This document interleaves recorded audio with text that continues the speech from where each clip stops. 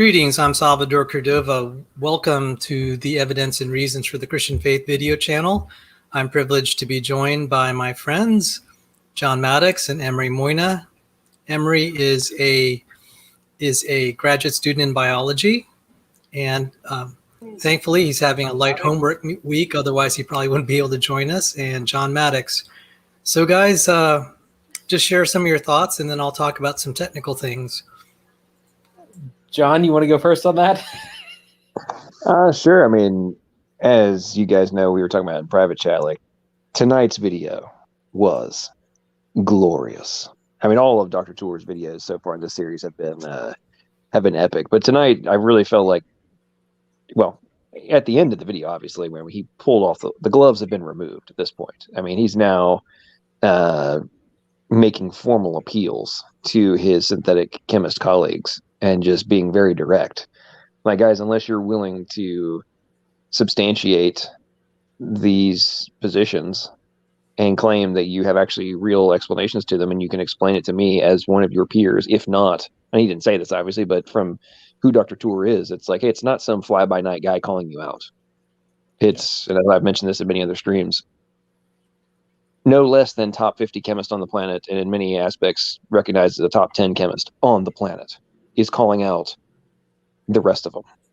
Mm-hmm. I mean, I was joked about this in the side chat, but I was like, we all need to thank Wannabe Dave for getting Dr. Tour so irritated at this, that he's now like, you know what, this little guy, let's educate everybody and point out how bad this is, and then I'm just going to drop the mic and be like, okay, guys, let's rise to the occasion and either be legitimate or be frauds. I mean, because it's kind of where it's coming down to at this point. I mean, I'll back that. I mean, I feel like at the end of the video there, when he directly called out the entire origin of life chemistry field, he just like rolled the hand grenade in the room and dared them to do something about it. Because like he knows and they know that people like Professor Dave only come up with those ideas because they listen to the high-end chemists who are saying this stuff in the popular press. Right, that's the only way they come up with this garbage. Because I mean, like, I'm not a high-end chemist. I'm a biologist, not a chemist. But even I knew that his claim about soap was wrong. Like, come on, I could do that experiment in like third grade and show you you're wrong about that. So to me, Tour just, and I think Tour is wearing on Tour having to deal with this garbage because. And I haven't been able to like sit down and watch all the videos all the way through, but he seemed noticeably more irritable this time around than like some of the previous ones. So I think he's just getting sick of this because it's garbage. I don't even know if it's irritation. It's more of I think it's more frustration of just, how is this being done by my peers? I mean, I think that's really what may be causing him. I mean, he talked about this in terms of like, how are Harvard biologists, PhDs, unaware of this stuff? I mean, I'm paraphrasing, but that's pretty close to what he was saying. Like, how is this possible? Are we actually legitimate researchers? Are we legitimate scientists? Or are we running around like being fly-by-night, snake oil salesmen? I mean, he didn't say that, but I mean, it's kind of the interpretation I get from it. Of like, are you guys legitimate or are you frauds? Like, where are we? Yeah. He's holding them accountable. I mean, this is not, whether totally independent of the question of intelligent design, creation, evolution, there has to be integrity in the discipline. This is getting to be very corrupt, and it's not right, and it's not healthy. And he is saying that there's a growing distrust of the scientific enterprise on the whole because it's getting politicized, because big money is involved. It used to be you could trust. There was a higher level of trust in what you were reading. Now, and this is bad. This is really bad. And now it also has to be politically correct, which is a whole nother topic. And Dr. Tour made the point. I forget Dimitri, who was the scientist? His name started with a D. I can't pronounce it. You're talking about. The point that Dr. Tour made, you could tell this really was, to him even, was just kind of like, you've got to be kidding me. the fact they didn't even report in the paper how much the yield was. Like, they didn't even say what the yield was, even if it was small, large, nothing. Like, oh, we found some. Yeah. Oh, what, did you find one molecule? Like, it's come on now. Yeah, I mean, if I'd done that in like even my undergraduate chemistry classes, I would have gotten slaughtered. I mean, my professor would not have tolerated that. But for some reason, it's acceptable in a peer-reviewed publication. Right, and I was joking about this, and I was joking about it in the chat during the stream, but I also mean this. And Dr. Stadler made this point. And I think what I'm about to say is one of the things that kind of got him fired up as well. And I wouldn't doubt Dr. Change Tan as well.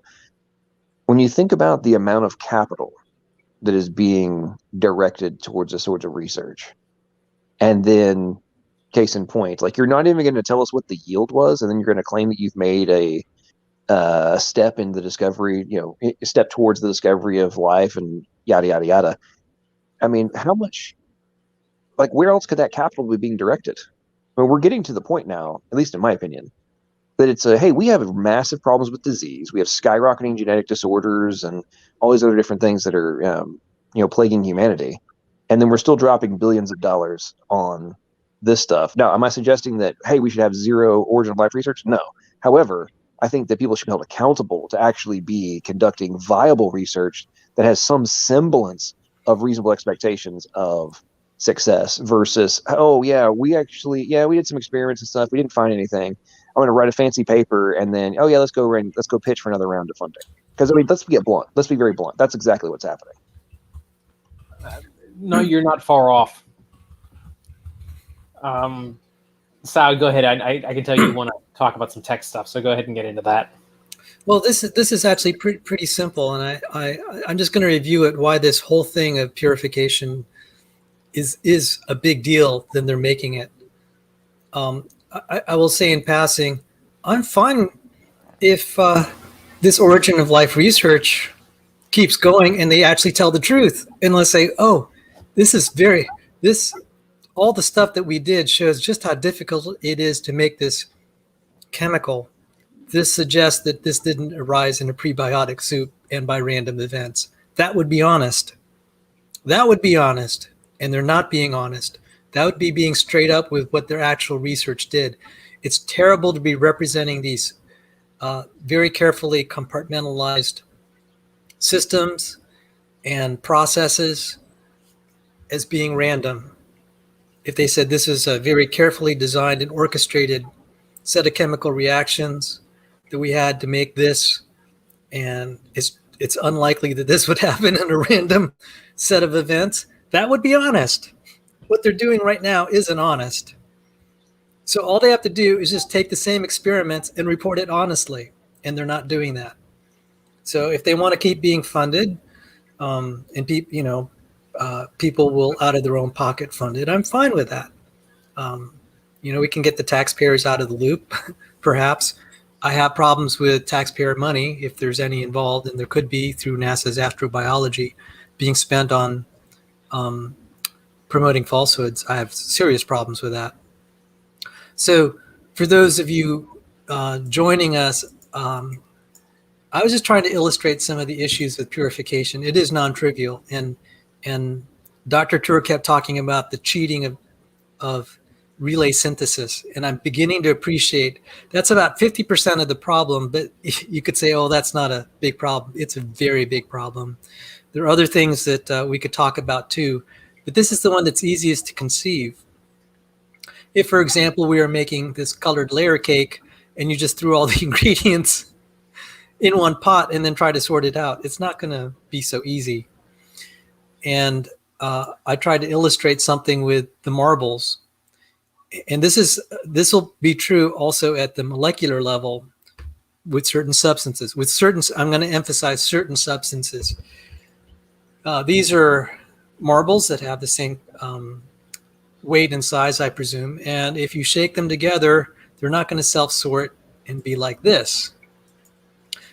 There are chemicals that self-sort, like oil and water, and we can even do that with sediments. But for certain molecules, In fact, this is from a basic chemistry illustration with certain molecules like gases or even certain kinds of solutions. The molecules will spontaneously mix, and we can even characterize it in terms of what we call mixing entropy. It is a component of the thermodynamic entropy, but I'm just pointing out this is real. This is a real problem. For gases, we can kind of purify this. It's relatively, at least conceptually, simple. You just lower the physical temperature down to a point where one of them will start to liquefy, and then you can kind of separate them out. But at certain temperatures, when they're mixing like this, it's very hard to separate out, even if they are different in size and density, which is kind of an interesting phenomenon in and of itself. But the chemicals we're dealing with, and I just was realizing this is from Changed Hands' book.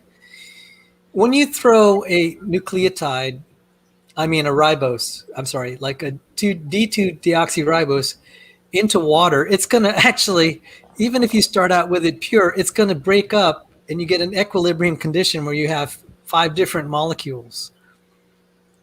3 different, correction, let me check that. 3 different molecules.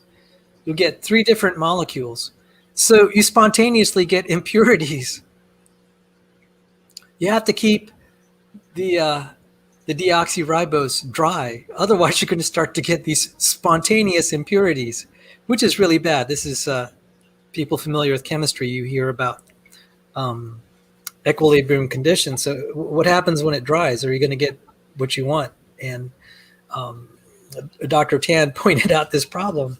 So what Dr. Turer was pointing out, and other chemists like Dr. Tan, is this problem of separating out, quote unquote, figuratively speaking, the marbles is not trivial. It's brutally hard. And it's dishonest then to just then, when you get a mix of something and say, oh, my experiment created part of that substance, and then not report that you have all these other contaminants and say, okay, well, it's easily fixed, and they don't mention it, or they just insinuate it's easily fixed. And then they go buy they just buy it from a manufacturer who got it from a biological organism. That's not honest.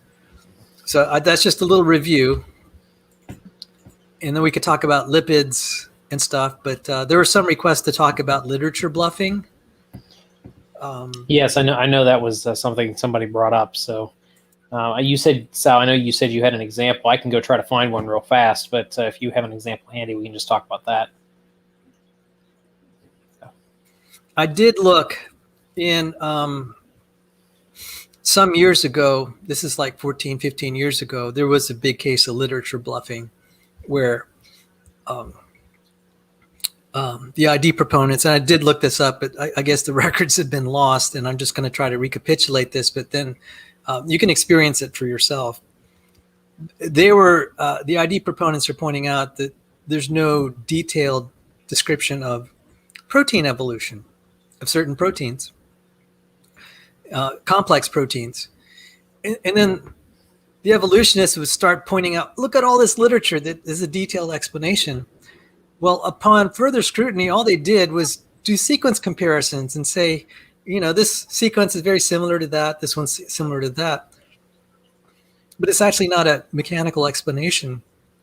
In fact, it's what we call these phylogenetic reconstructions. And Emery and I had to talk on this, where even they admitted that isn't even a theory, but they'll just literature bluff and say, look at all this, look at all the papers on this particular protein, hundreds of thousands of them that talk about its evolution. And I'm like, all you did is a sequence comparison. It's not a mechanical explanation of how the creature didn't die in the process when it didn't have this protein. That's a real explanation. Mm-hmm. Instead, they do these sequence comparisons.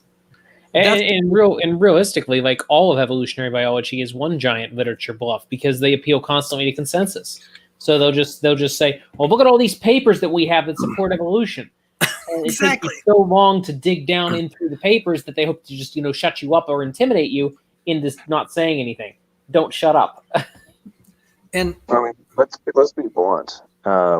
extended synthesis is necessary for them to extenuate the bluff at this point, because modern synthesis, I mean, they can barely there's very few that can even defend that with a straight face, and that number is shrinking.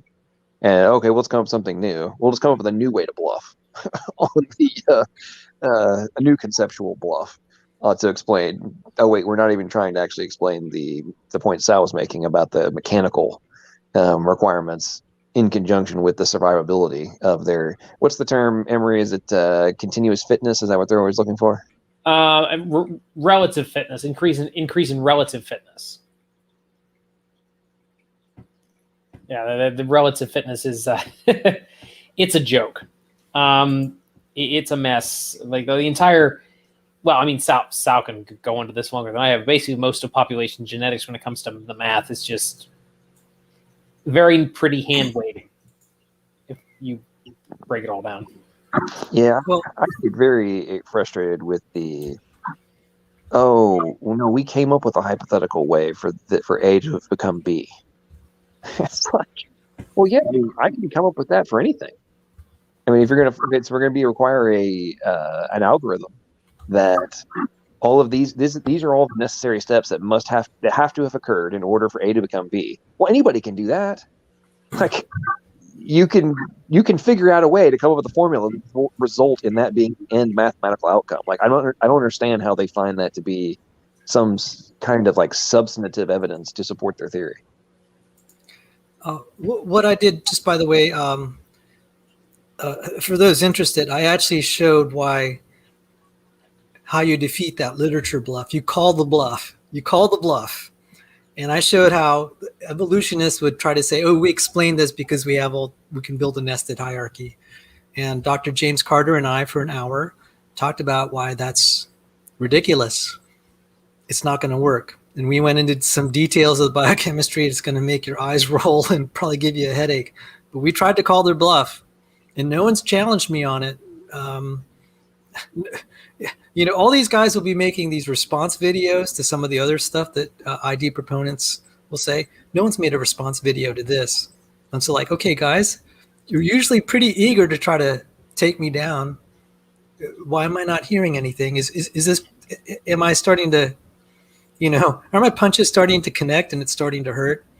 So either that or the punches are so far above their heads that they don't know how to respond to them. So, I mean, I'm sorry I get angry, but I mean, just like, we have these professional evolutionary biologists that their circular reasoning is so embedded they don't even see it. And then they'll just insult me. And I'll say, okay, why don't you explain the mechanics of this?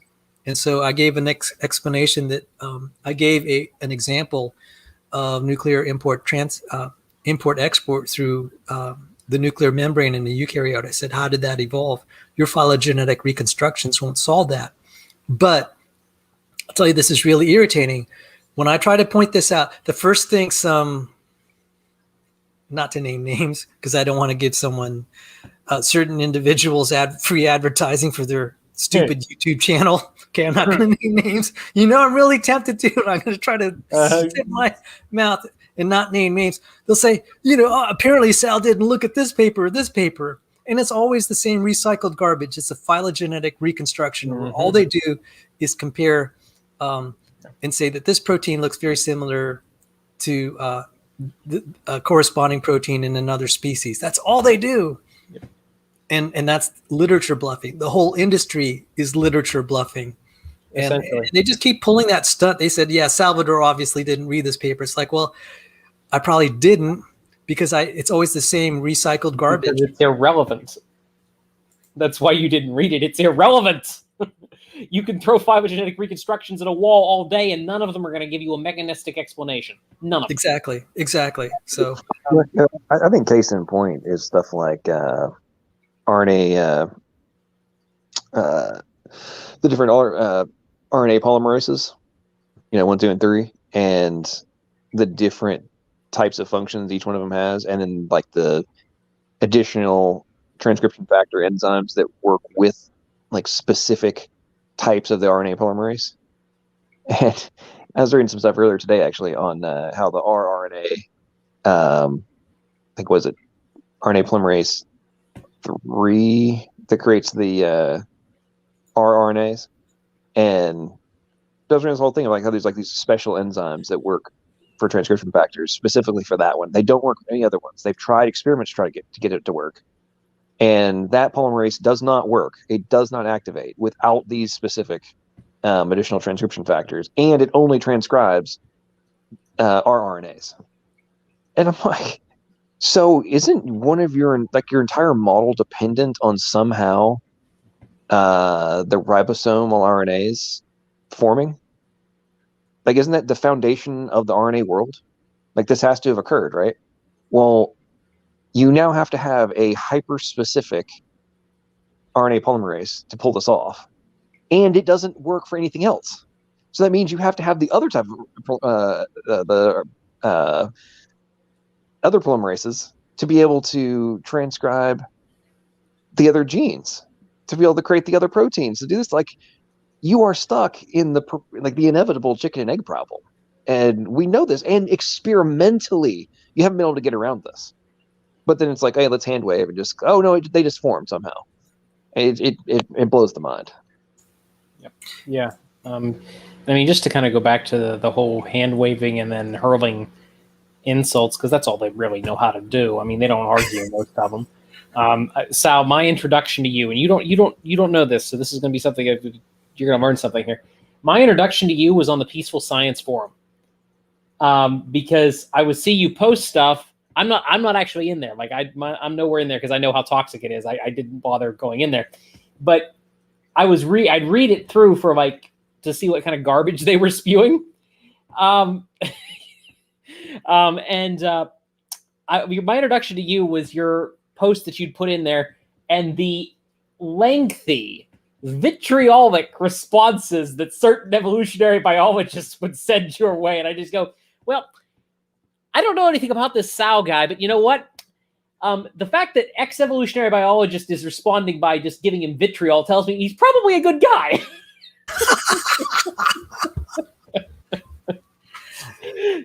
So when you showed up on Standing's channel, I'm like, oh, okay, I know who this is. Wow, thank you.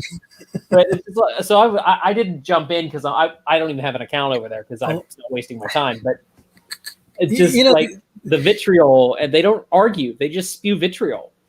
Well, if I could explain the main reason I was doing that, this is how I get some of my editorial review of some of the stuff that I write, and they've actually cleaned up some of this stuff, and I send it off for peer review. So they've actually helped me. I have just maybe 10 minutes total worth of videos, but I'll play it since we were talking about. Dr. Tur mentioned transmembrane proteins today. Some of the lipid chemistry, I got to admit, I didn't study that intensely like he did, like he was going through it in his discussion. People who know me, I focus on proteins and amino acids. Lipids, carbohydrates, I don't really touch.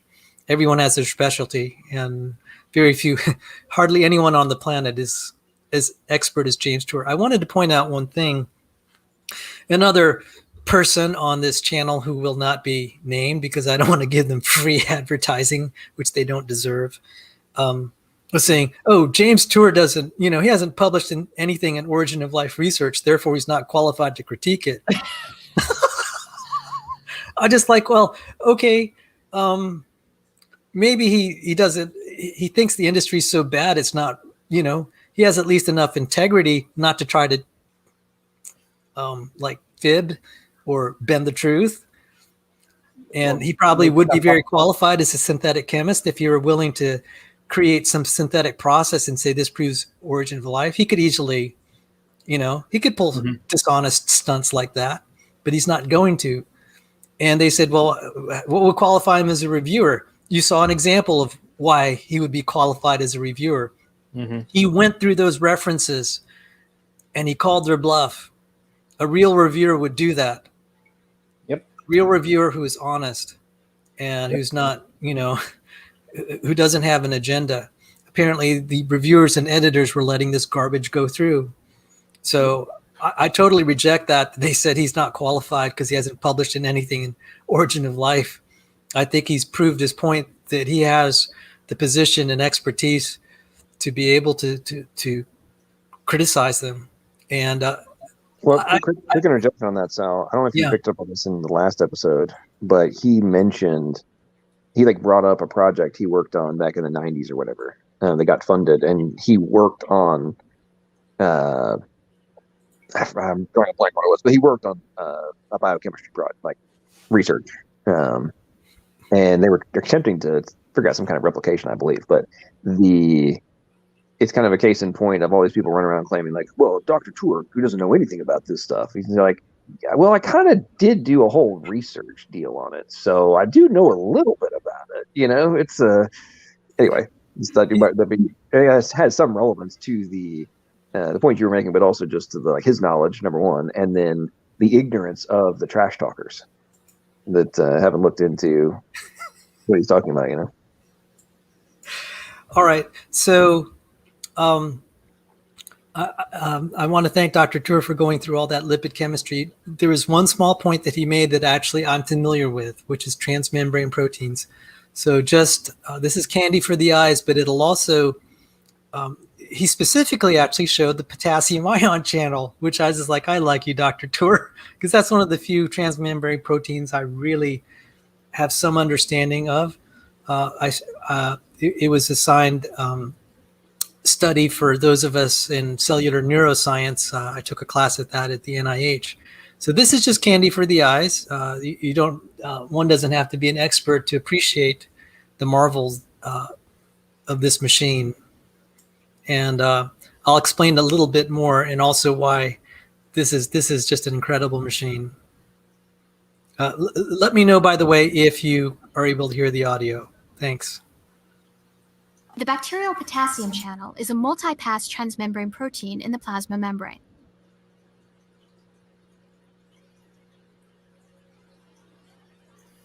It is built from 4 identical subunits that are arranged symmetrically. A pore in the center of the protein allows selective passage of potassium ions across the membrane.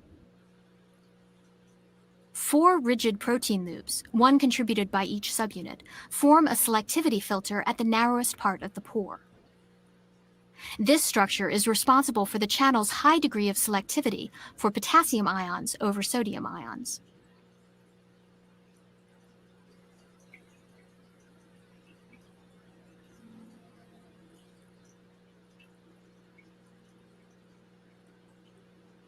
In this selectivity filter, carbonyl groups line the walls of the pore.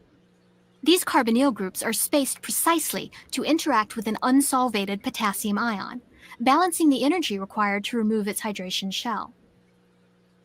Passage of a sodium ion through the channel is energetically unfavorable because the sodium is too small for optimal interaction with the carbonyl groups.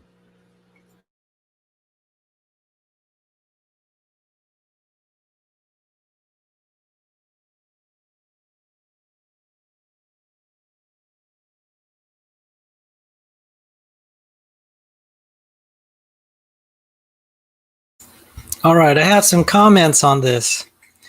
Let's see if I can fast forward it. The precision, this has to be sub-angstrom precision. That means the diameter of this has to be accurate enough on the order of fractional atom diameters.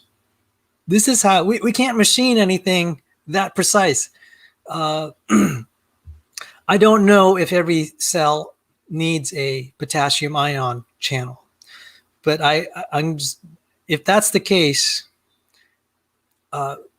then all life would be dead without this. But it has to have precision of sub-angstroms.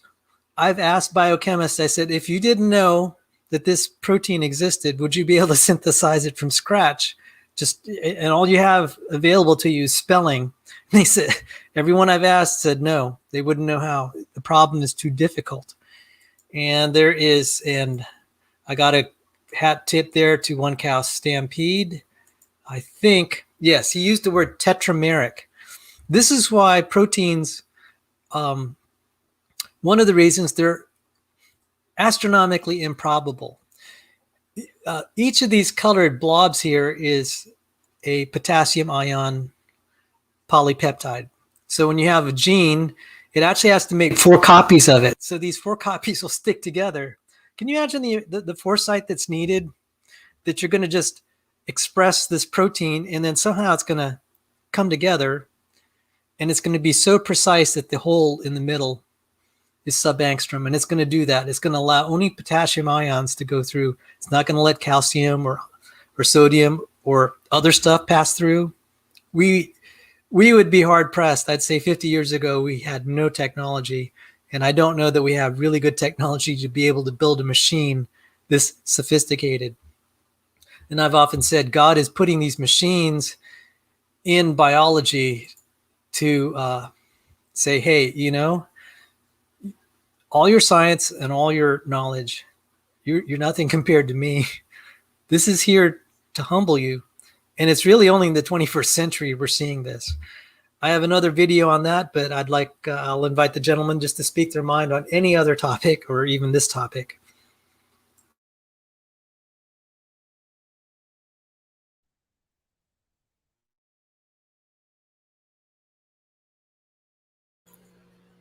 We lost LPP. I mean, I don't understand all the stereochemistry and so on that goes into all that. I'm not a chemist, but just the sheer level of complexity that goes into that is just wow. It's impressive. It's very impressive. Thank you. Well, one reason I was John's back. Great. One reason I was showing that is all this stuff about the Urey-Miller experiment and these random polymerizations of the amino acids. You need to make 4 copies of something. This is like shuffling cards, 1,000 cards. You're going to shuffle them and have a sequence. You're going to reshuffle it, and you need to get the identical sequence. You have to do that 4 times. The odds of that are astronomical. That's a very simple calculation, and I've tried to point that out. And some of the responses are, no one believes it evolved all at once. I'm just like, well, then can you suggest alternatives? Because this thing's going to be dead without something like that. Why don't you give a detailed model? And they say, we're working on it. It's like, okay, that's faith. Because you believe. So we have evolution of the gaps, essentially. Is that what I just heard? Yeah, evolution of the gaps, naturalism of the gaps. The fair thing to say is, I don't know. I just believe. That would be, but to be pretending that you're actually making progress when you're not, that's not honest. Mm-hmm. So, I mean, I get it that, people would like to see miracles with their own eyes. Some of them would be more inclined to believe in intelligent design. I mean, I totally get that. I think because I feel I've experienced some spiritual things and I've seen answers to prayer, I'm probably just maybe a little less, my barriers of skepticism are just a little bit lower. And I went through long periods of doubt, but then when I just keep studying stuff like this, yeah, it'd be harder for me to be an atheist now in light of that complexity. Mm-hmm. Yeah, I understand. It's a lot.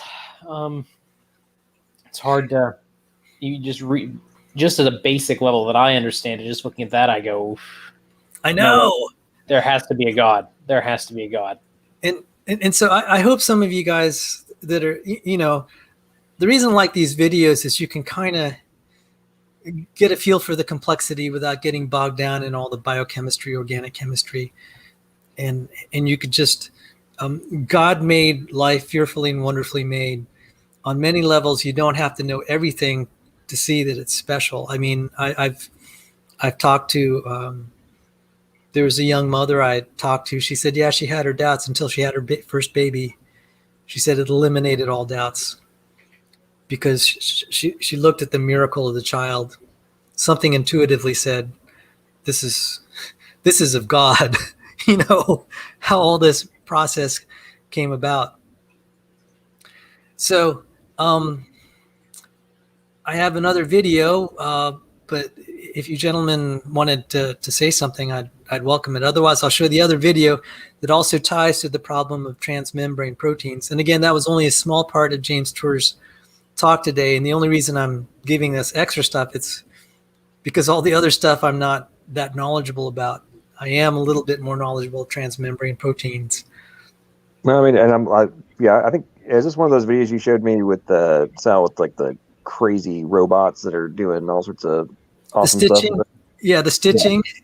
Yeah. I mean, that whole deal, it's like, yeah, man, so we got a 3D printer / sewing machine. By molecule basis. And Dr. Tour actually showed one diagram, see if I have it, in one of his lectures that shows, this is really and I would have the wrong diagram. Apologies, gentlemen. He had that oligosynthesis problem, and where you could see it going through this cycle, and it's having to do one step and then another step, and it really is one molecule at a time that it has to be separated out. And even one of those that Professor Dave was showing how they amplified homochirality. It wasn't very honest because you actually had to start out with homochirality.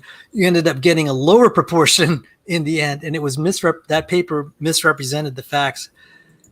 I wouldn't have called it out unless someone as senior as Dr. Tour also came with the same conclusions, because I'm just like, was it this bad? And he did call it out, and I felt a little bit more at peace that he did call it out.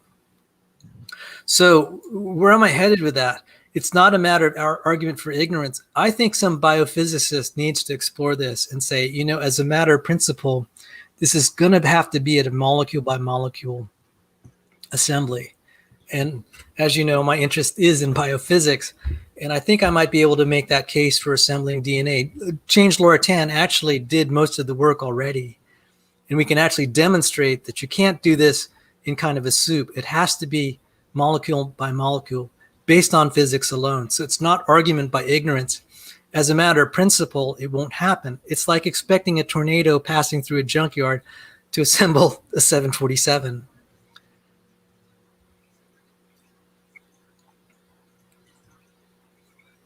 So I'm looking forward to Rebecca Blackman's appearance on. I don't know that I'll watch it, but no, you won't, but Tor will. All right. So I was talking about these transmembrane proteins in bacteria, and it turns out eukaryotes also have membranes for their organelles.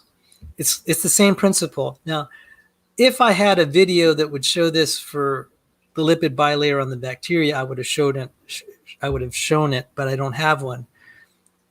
So if you see this insertion of a transmembrane protein happening on a lipid bilayer inside a eukaryotic organelle,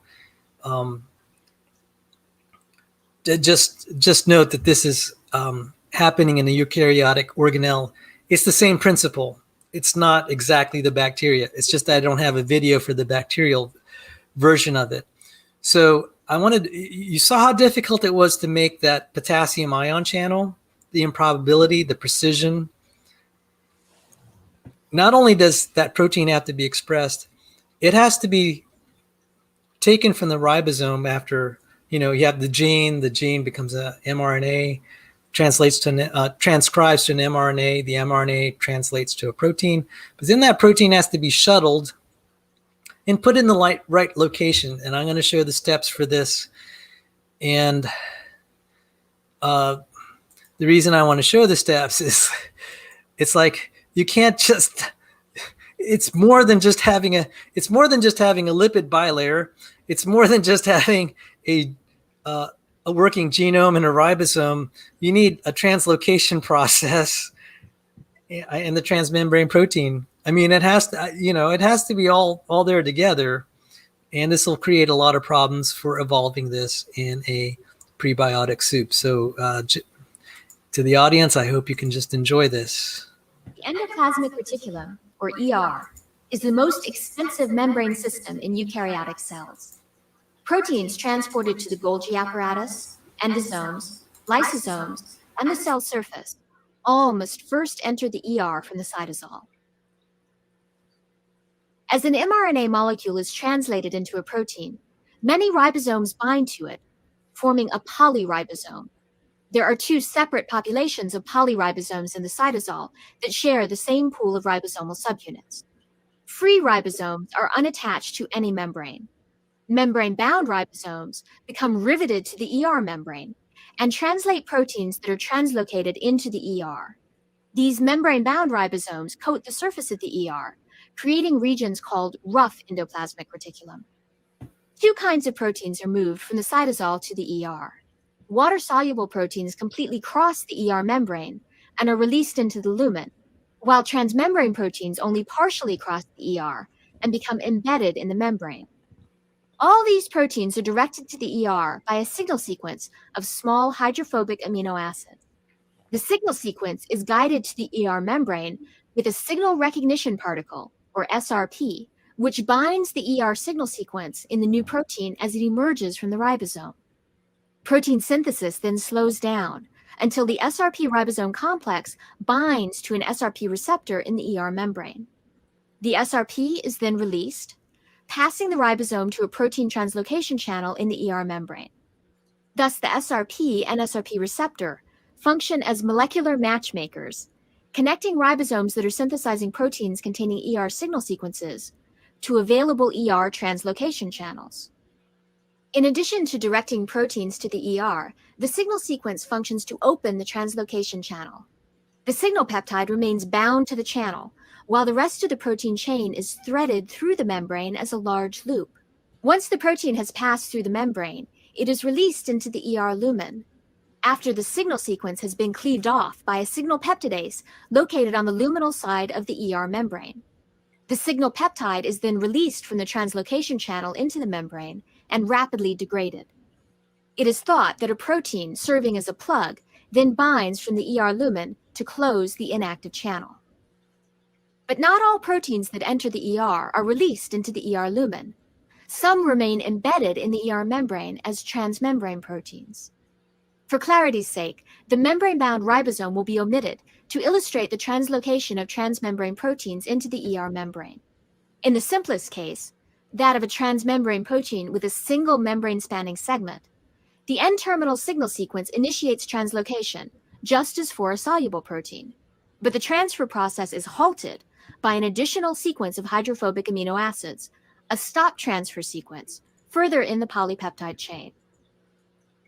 The stop transfer sequence is released laterally from the translocation channel and drifts into the plane of the lipid bilayer, where it forms a membrane-spanning segment that anchors the protein in the membrane. As a result, the translocated protein ends up as a transmembrane protein inserted in the membrane with a defined orientation. In some transmembrane proteins, an internal signal sequence is used to start the protein transfer, which continues until a stop transfer sequence is reached. The two hydrophobic sequences are then released into the bilayer, where they remain anchored. In complex multipass proteins, in which many hydrophobic regions span the bilayer, additional pairs of stop and start sequences come into play. One sequence reinitiates translocation further down the polypeptide chain, and the other stops translocation and causes polypeptide release, and so on, for subsequent starts and stops. Thus, multipass membrane proteins are stitched into the lipid bilayer as they are being synthesized by a mechanism resembling a sewing machine.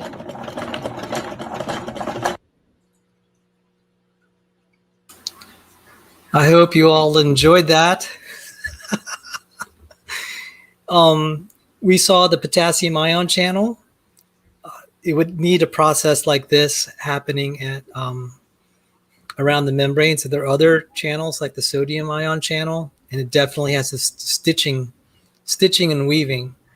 And the point of showing this is when James Tour said you need transmembrane proteins, it's not just that. You need other proteins to incorporate the transmembrane proteins into the lipid bilayer.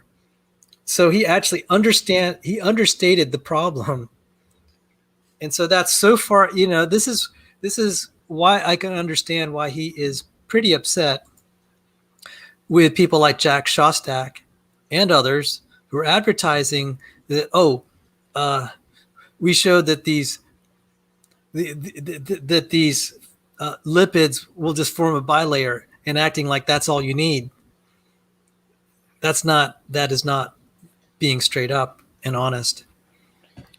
Not even remotely close. No, as I was sitting there watching that, my first thought was evolve that. Not to be too snippy and sarcastic, but Yeah. I mean, that's what evolution has to be able to do. Yeah. Like Evolve that without dying in the process. Yeah. Evolve that, yes. Exactly. That's what prebiotic chemistry has to somehow, under a rock, as James Tour says, has to somehow evolve that. And I'm sorry, I don't think anybody in their right mind believes that prebiotic chemistry can evolve a sewing machine. Yeah. Yeah. And of course, whose channel will remain nameless. He said, that's stupid. No one believes it happened all at once. And I'm like, okay, so what do you believe? It happened incrementally? How does it not die? You can believe that it happened incrementally, but that's a faith belief. That's a faith belief. Do you want to admit that all you've got is faith without facts? In fact, faith that flies in the face of facts. Yeah, exactly. Like I'm okay if you want. You can believe whatever you want. I really don't care what you believe. I mean, from a theological perspective, I care, but from a purely scientific perspective, I don't care what you believe. Just don't try to sell that to me as science, because that's not science. That's garbage. Yes, you get it. Well, all I gotta say is when you have a 3D printer and a sewing machine working together to execute that fundamental function that is a necessity for life to exist at the level that we observe, I mean, for me, it really goes back to the, are we arguing incredulity or plausibility? And obviously, we're arguing, is this plausible? And I get very annoyed with we have more arguments from incredulity. And it's like, you don't even, the person, 9 times out of 10, the person making that statement doesn't have a clue about what is actually being argued. Now, moreover, they don't... Half the time, they don't know what the word incredulity means. They just know some atheist has used it. Well, that's true, too. But I mean, in the context of some of this stuff, it's like... I mean, and I think this is part of the reason that especially the YouTube atheists, are so dogmatic at there is no nanomachines. It's just random chemical processes creating cascade effects that result in X. And it's like, nobody thinks that except you fools. And it's like when the animation you just showed, like, that was created by academics. Right? I mean, they created this. They're using the terms. They're showcasing what is happening. And nothing about that, what's being observed, whether it be transcription, translation, the ribosomes, the transmembrane proteins, and the function, like what you just showed, like, none of that looks like random process. Like just random stuff that's happening and has no control, like very rigid execution protocols. I mean, that's what it is. And... anybody who wants to say otherwise is either forcing themselves, like they have the most amazing blindfold / earmuffs on, or they are suspending, if they do have the knowledge, they're suspending all rational analysis in terms of what is the plausible explanation. I don't know. It's funny to me that, we're accused on so many regular basis of, arguments of ignorance, God of the gaps, cognitive dissonance, all those kind of things, faith-based blindness, etc., etc. And I'm like, you do realize that your position requires greater faith than mine, right? It's like completely ignored. And I'm just gonna, this is my thoughts, because we had all these people saying wow and wow, And I think God intended us to say, wow, because Romans 1:18-20, we know something about God by the things that are made, like the sewing machine in the cell. You should say, wow. And I've shared this with colleagues, and they said, doesn't that make you just want to get on your knees and worship the Creator? It's like, yes. Yes. Absolutely. Yes. Oh, hey guys, by the way, sidebar, slightly off topic, but I will send y'all a link to this. I found a paper last night that was published in September of 2020. It is a utter annihilation of the chimp-human genome comparison. And let's just say that the what they're pointing out throughout it is the plethora of differences, number one, but the massive quote unquote deletions that must have occurred. Deletions. And basically, I was sitting there reading through the paper, and I'm like, so basically, without directly stating it and still clinging to evolutionary theory, they're basically showcasing proof of, from their own research, of genetic entropy. It was rather interesting. You know what? Oh, before I forget, Emory has created a repository, and it's your chance to announce it. And for papers just like that. Yes, exactly. So that I was actually thinking that. So I took Dr. Carter up at his statement the other day, and I actually went in and made a repository. I sent Sal the email. I don't have your email, LPP, so I couldn't send it to you. But it's available. Sal can forward it on to you. I asked him to. So, but you can just upload papers to it. I'm just trying to keep it within the community people, Standing, you, Dr. Carter. If Dr. Stadler or Dr. Tam wanted to use it, they'd be fine. That'd be fine by me. But yeah, just the people sure. that we know and that we know aren't going to go like crazy and delete stuff from out of there or whatnot. So, but yeah, so just that's something that I think will be very helpful. I've got a couple papers in there right now on human mutation rates because I was looking that up today, and that's what actually gave me the idea. It's like I want to keep these papers, and I was thinking about it the other night, so I just went ahead and did something. And so the username and password and everything like that is an email I sent Sal, so you feel free to upload stuff there if you'd like. And I'm awesome. Thinking about having a public repository too for public domain available, and also either it's going to be downloadable or we'll provide a link.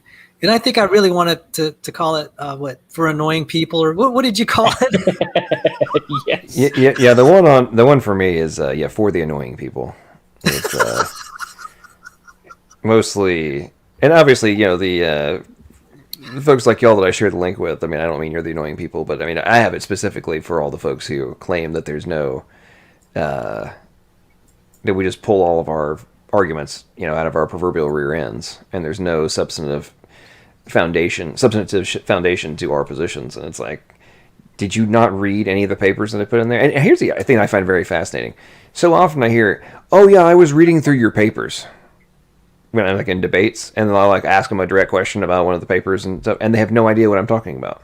It's like, so did you read them or did you not read them? Because if you read them, then you should be able to answer the question. And if you don't have a clue what I'm talking about, then you're like, "Oh, I'm not a geneticist, so therefore," it's like, well, then why are we even having this conversation if you can't comprehend some of the basics? I don't know what to tell you. Can I just quickly respond to One Cow Stampede? We're going to work on something like that, but we got to work out the bugs of getting it up there first. So I know Sal's talking about that. We're gonna get something together where we can put papers for people who are not like massive science nerds like we are. I think One Cow Stampede he's up there. I honestly I've only seen him like once, so I don't really know. But we will have something out there at some point. It's just right now we've got to work all the kinks out of us putting them up there and make sure this is going to work for us. And then we can take the papers from there. We just download the files and dump them into Google Drive or something like that, and put them up publicly. And we'll work. We will get something to happen, though. It will happen. So it just might take a while. Things are. The great thing is, having been in this for almost 5 decades, I've seen things change. We wouldn't even be thinking about doing this, 40, 50 years ago, because we didn't have the data we have now. I think I shared this a few times. In 1975 in junior high school, I was studying just basic science in junior high, and they're teaching the Urey-Miller experiment. And so I was being fed this garbage. And, I think they were sincere. At that time, they really thought, I mean, if you read the literature, you could tell the sentiment was very strong that they thought that they were close to it. And things have just fallen apart. And the way it's guarded now is with not very honest science at this point. Now, I'm just going to share I finally found the graph that I was trying to share when we talked about relay synthesis and purification. And I was saying this is not a trivial thing. And I was saying, as a matter of principle, it's not as easy as they're trying to represent. Dr. Tour had this diagram, a very similar diagram to this, on what we call the Ligo synthesis. This is how they're trying to add. When we synthesize DNA, we have to go through one cycle of this each time if we do it artificially. So remember, our genome, the human genome, is like 3.3 gigabases. A bacterial genome, some of the smaller ones are like, say, 500, on the order of 500,000 bases. Craig Ventnor, when he was trying to synthesize something from scratch, 500,000 bases, he had to run through this cycle of steps, chemical steps. And at each step, you have a purified chemical. The reason is if you don't have it's not just a purified chemical. He had to have a particularly a carefully prepared chemical so that you don't make unwanted chemicals. It's very easy to make unwanted chemicals. So he had to have all these things called protection groups, and then he had to deprotect. And the point is that it's actually very easy to make undesirable products. And the way that this process circumvents it is it has compartmentalized kind of reactions that they can stop and start the reaction, remove chemicals, add it in the sequence. It has to be in a precise sequence, and then you get the desired chemical. And so when we're saying it's cheating to do relay synthesis, I think as a matter of principle, you basically have to kind of pull the marbles out one by one, so to speak. I mean, if we were, I showed the picture earlier of the marbles. How are you going to arrange the marbles like that to be ordered? You have to pull the molecules out one by one. And that process that I showed in that cycle is doing kind of almost exactly that. It's making the marble, rather than pulling it out, it's making the right colored marble exactly, one by one. And it took Craig Ventnor 2 years. Took him 1 year first to get like a draft genome, and the creature died. The creature died. They found out that they miscopied one nucleotide. I believe it was in a repair gene. Because what he was bragging about, he said, we built the first cell whose parent was a computer. That was hype. Another example of hype. He took a genome of an existing creature, loaded it on a computer, and he was just going to synthesize the DNA in this painstaking way. And he was trying to delete a few parts to make a minimal cell. He got one nucleotide wrong and the thing died. It took him another year to figure out where the mistake was. Yeah, this was a big deal when I took my genetics class at the grad level. Minimal genomes was just, they spent like a chapter and a half on minimal genomes. And because they're trying to figure out how to get back to the first quote unquote ancestors, so they're trying to strip down the genome to bare minimum. And Ventnor tried to do that, and it didn't quite work the way he intended it to. And they had it up, and there's supplementary information. I think I had a hard time accessing it. So you can probably guess what I'm looking for, what genes they have. Do they have genes for a potassium ion channel? Do they have genes that make the sewing machine? parts, I would bet that they do, because I don't know how that bacteria would live unless they had these sewing machine parts. So even just as a matter of principle, I could probably identify what parts they absolutely have to have. It wouldn't surprise me if they had those pieces. They probably need a helicase for sure. Fell, right?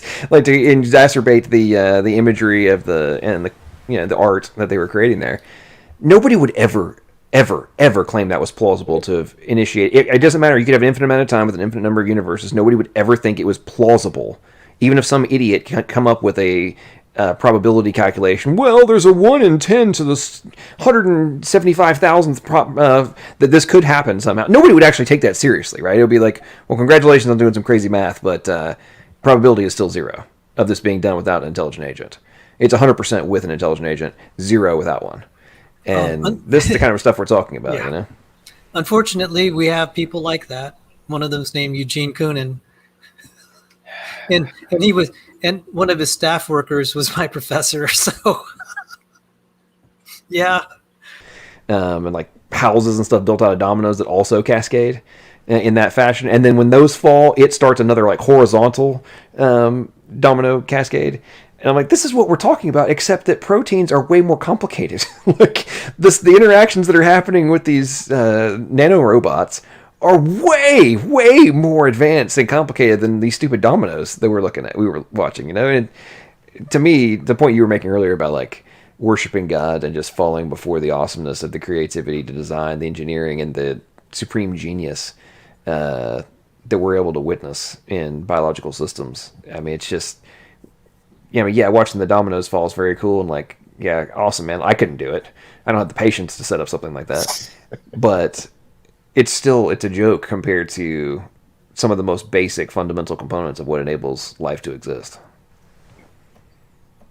Yep. I'd like to welcome Dr. Nose. This is the first time that we've met, so please feel free to introduce yourself or say a few comments and express what's on your mind. Thank you so much, Sal. I appreciate it. It's a privilege to be on here. I really love the domino analogy and what logical, plausible, probable, or I don't know if it's logical, probable. Plausible. You call me John, or just most people say LPP. Yeah, Okay. Don't feel bad. Nobody gets that right. Yeah. Sal messes it up every logical, yeah. John's here. Yeah.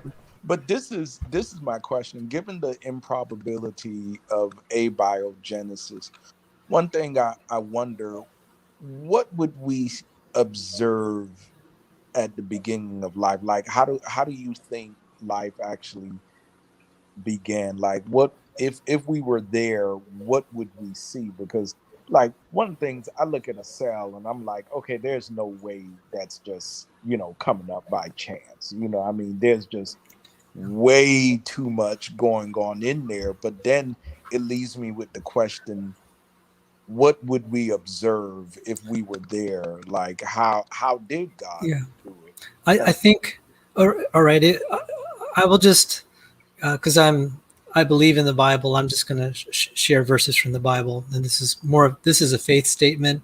I will try to relate it to some things in science. We have examples in the Bible of Moses' staff becoming a snake, and then Jesus turning water into wine, and then the miracle of the loaves. I'm probably missing a few other examples where God just created pretty much instantaneously. So I believe we would see matter transformed instantaneously. So the idea of, there was an example where Moses threw dust and it became gnats. So that's probably as close of a verbal description of what we might see when things are created out of the dust into something functional. From a scientific standpoint, so if we assume instantaneous creation, we get a little bit, we can kind of picture it in our minds, but then there are examples throughout Scripture that kind of also describe it a little bit in detail. Mm-hmm. From a scientific standpoint, at least for bacteria, and I could probably make the argument for full-blown creatures like human beings, I think all the systems have to be in place at once. So just like that snake that came out of Moses' staff, all the parts have to be there, otherwise it's just not going to live. So I think we can even make a justification that some of what we're actually arguing here on scientific basis is that a lot of the parts have to be there, practically all of them, for it to work. It just will not evolve piecemeal, and that's my best answer anyway. Yeah. Well, and I think it's something else to think about in that context as well is, we operate from a very linear, like we have to, like our minds operate on a linear scale. And so we think, oh, there must have, like, this had to be made first, and then that, to have this, because we, think about like a baby being born, right? It starts off as a little one cell, and then transitioning off, and by the time it's born, it's who knows how many, right? But in the context of creation, number one, we have to assume that God, at least from this model, you have to assume that God already has the end in mind of the organisms. So if you've already designed out the whole thing, and you have the capacity, you created the universe, so therefore you have the capacity to bend the laws of physics and chemistry to your will, and to turn matter into whatever it is that you want. And if you already have decided what you're going to create, like making that happen, whether it's a literal poof or, like watching a 3D printer in high speed, right? Like what it doesn't really matter. That being able to be executed is not some far out concept if you have the ability to control matter at your whim and have already designed it in the mind, if you will. And because when you think about it, like, this isn't a direct analogy, but like, okay, you've got a video file on a thumb drive. You can plug it in and immediately watch the entire video, right? Like the entirety of that video is instantiated in that flash drive. Does it mean that? I mean, I don't know. I don't know if you guys follow where I'm going with that, but the God being able to perform those actions is not I don't understand why people have such a hard time with that premise. It's like we're talking about the being that can literally create the universe from nothing. Why would creating life be that big of a deal? Yeah, that's a good point. It's not necessarily that I thought, and I'm thinking it's a big deal as much as I'm just curious as to how. You see what I'm saying? Sort of like, in the same way I'm fascinated with like the immune system, and how it functions. So, but yeah, I just wanted to also say, I mean, Tor is on point. I mean, just the way that he methodically deconstructs the opposition arguments, and then perhaps one of the things he said tonight that resonated with me a lot was when he said, you got to stop purchasing these purified chemicals, then claiming, well, this is what happened on the early Earth. And I'm just fascinated to see somebody in the comment called it the article reference whack-a-mole. So it's like, oh yeah, we'll reference this so that the average person thinks, oh well, that's solved. But then you go to the reference and it's like they're like, no, well, we got it from here. So and it's as if they're deluding themselves into thinking that they have a completely naturalistic process when the evidence doesn't support that.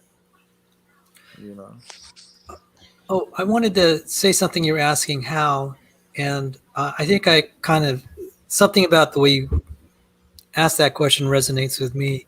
It's natural for us to really, it's natural for us to be curious how things happen, and also we can wonder and appreciate it more if we understand the process. But I've tried to tell people, I said, I totally get it. We tend to believe what we understand and can repeat ourselves. We also can appreciate it. But if God is so much greater than us, there'd probably be a lot of things that are going to be beyond our grasp. Even if you tried to explain it, we couldn't understand. And that's hard for humans to swallow. It'd be like me trying to teach quantum mechanics to a 1-year-old. It's just not going to happen. And so I think it's legitimate to desire to understand how it happened, in terms of ways that we could understand it, rather than just like, oh, it's a miracle.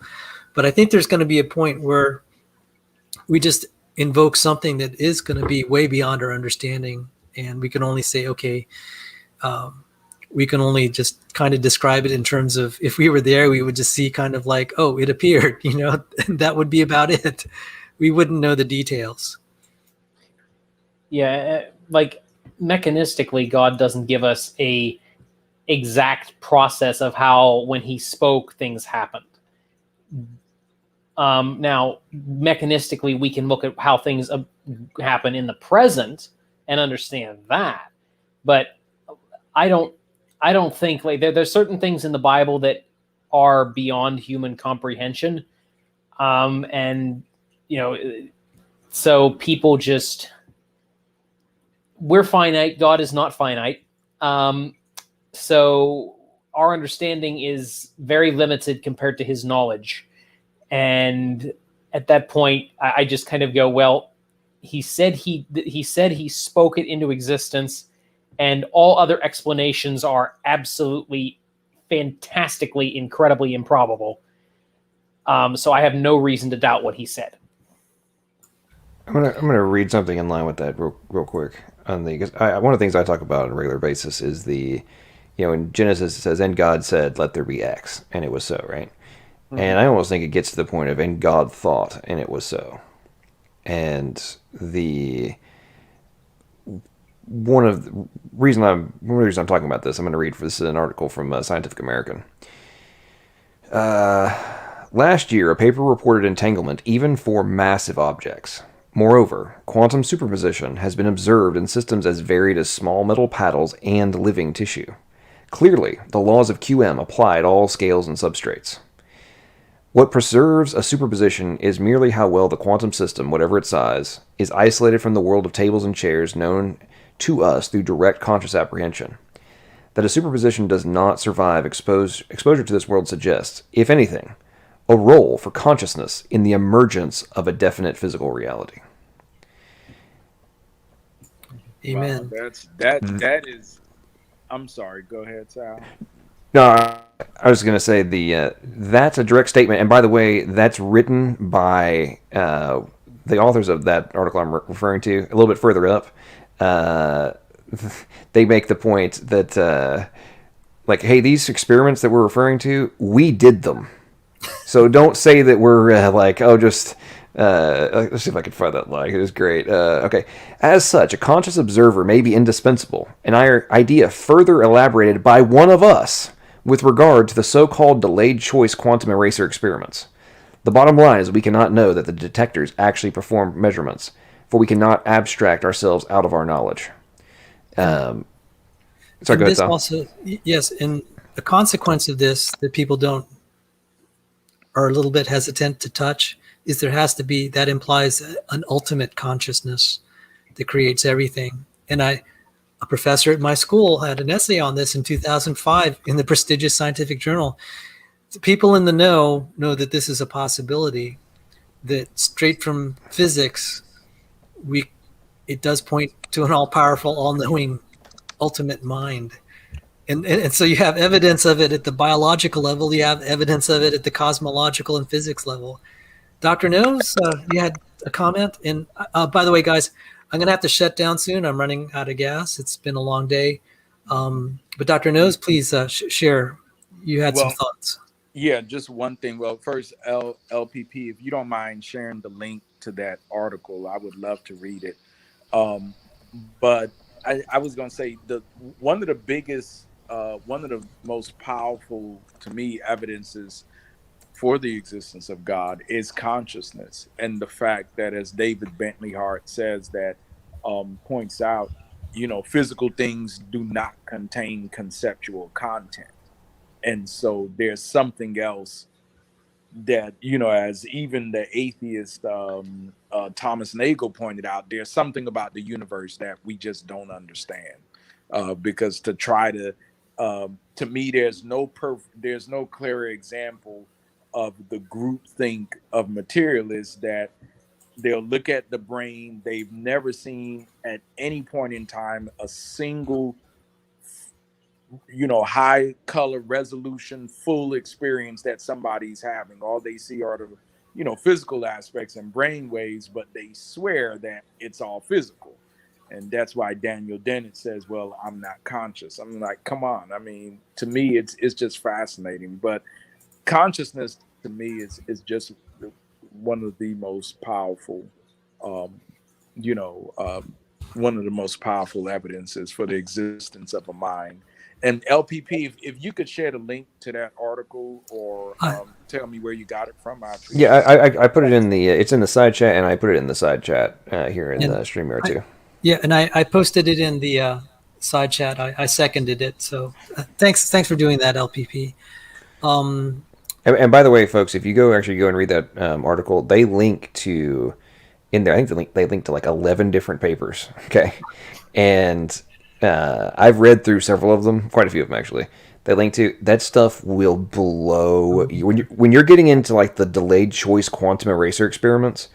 That stuff is nuts. It's like you're reading straight out of sci-fi, like a sci-fi novel, in what they're doing, and it will blow your mind. And just to be blunt, and you were kind of touching on this, Dr. Nose, but the level of denial to at least that's required, if you're not even going to consider the point that Sal was making, and you guys were making about there being a mind, that's a reasonable supposition that could be a possibility. If you're going to outright reject that, with where we now are from an experimental perspective, and like these, I didn't mention this, but in the article, these guys are talking about how like they finally accounted for like Bell's equilibrium and some of the other different things that had been major problems in those experiences. Like we've solved that now, and we're still back at this problem. Like we're still being faced with this being the rational conclusion that the observer has direct impact. And just to be blunt, I mean, I honestly feel like the atheist worldview requires you to have a small mind. And I don't mean the lack of intellect. I don't mean any of that. And I mean your ability to actually contemplate and consider the true ramifications of what you're observing and the underlying fundamental necessities that are the rational conclusions. You made the point about consciousness. Like the fact that we're having this conversation is amazing in and of itself. Just the premise of having these thoughts and these communications it's amazing. I yield.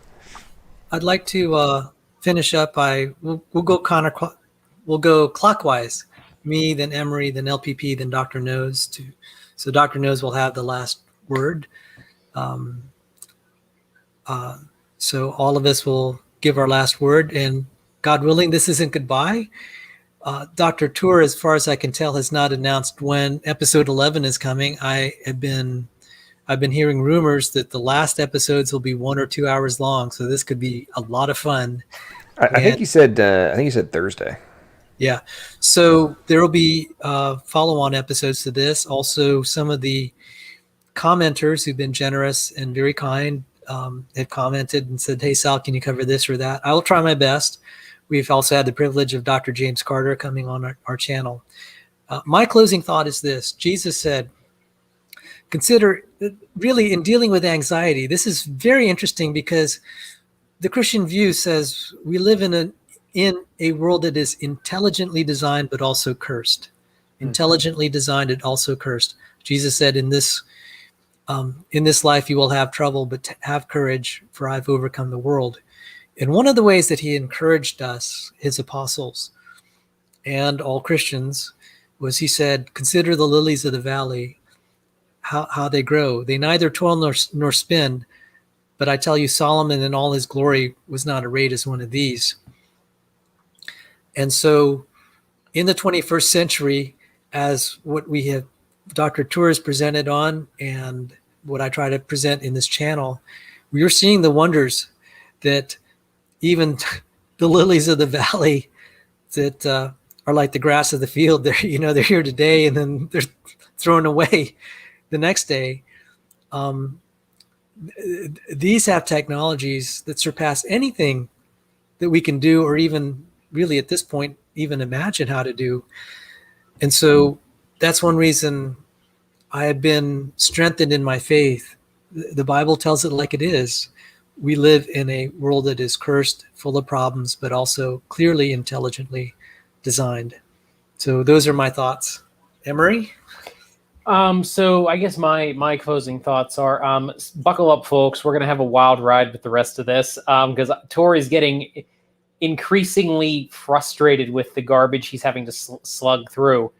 And if you've ever watched Tor when he actually is frustrated, it gets very entertaining very, very fast. So stick around. We're going to have a good time with that. And also just like take a few moments for anybody who watches this afterwards, because I know that the YouTube atheists are going to watch this after we're done here. So this is for you guys. Take a few minutes and just ask yourself, am I actually being open-minded about this? Like, am I actually taking what is said and actually considering it and thinking about it? I don't think most of you will be able to answer that honestly, yes. And that should serve as a gut check for you. And just as a final note, those of you who still want more good creation content to watch, Standing for Truth is live right now. So hop over there when we're done. Well said on the gut check, as I agree with you 100%, and I will be very entertained to see if you guys, this stream is reviewed by those who shall not be named, because I'd say there's a high probability of it. But yeah, folks, the thing I always like to say to everybody in my streams and anywhere is that keep your minds open, consider things from a logical, plausible, and probable perspective. Make sure the conclusions you reach or the arguments that are presented to you fulfill all three of those fundamental necessities. And if they do, then perhaps the argument being presented to you is valid. If they don't, then you should take it with a grain of salt and then consider and go do research for yourself. In the era in which we live of technology, you can go and Google just about anything. In a very short period of time, you can learn answers to questions. You don't have to just rely on the talking points that are spewed by me, Sal, Emery, Dr. Tor, anybody. You can go and look this stuff up for yourself. Take the time, expand your mind, and find the substance that's necessary for you to have any kind of real appreciation for your very existence. And then I wager that you will come to the conclusion that the awesomeness of God is just that, and that you will be humbled at the glory which is required for your very existence. So anyway, have a good one, y'all. And yes, I say head on over to Standing for Truth. And Dr. Nose? Yeah, I just want to thank you all for having me on this stream. Thank you, Sal. I'm just reminded of what Augustine said, that, God made us. Of course, I'm paraphrasing, that God made us for himself, and our hearts are restless until we find him.